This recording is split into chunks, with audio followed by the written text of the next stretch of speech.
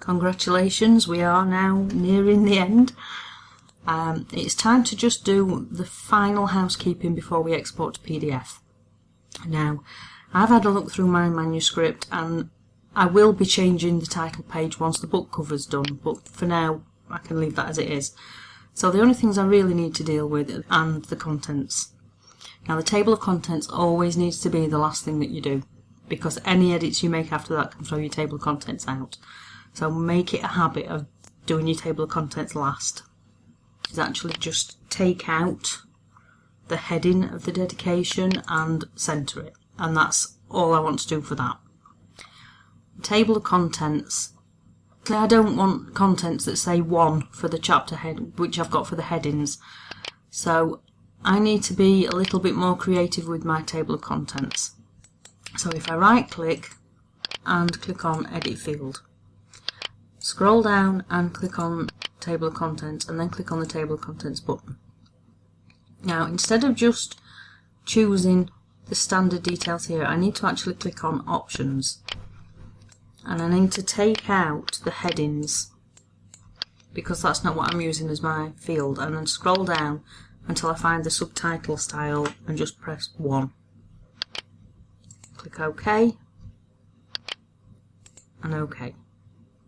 Do I want to replace the selected table of contents? Yes, I do. And just wait for it to populate. And now you can see that I have a table of contents that actually has some meaning. I don't want this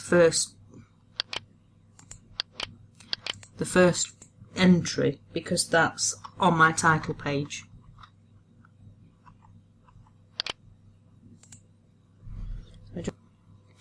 I also want a little bit less space around my contents, but I don't want to change the style that it's attached to. So I'm going to deal with it as an individual element. And click on paragraph.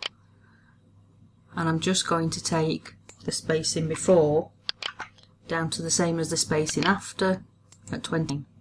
That moves it up the page. You can forward. That's also an issue from earlier.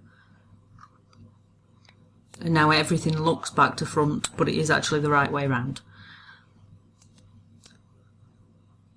And I just check that my back matter still has Asian numbering on it and that everything is as I expect it to be. So just go through making all the small tweaks that turn it into what you want, but be very careful not to break your styling.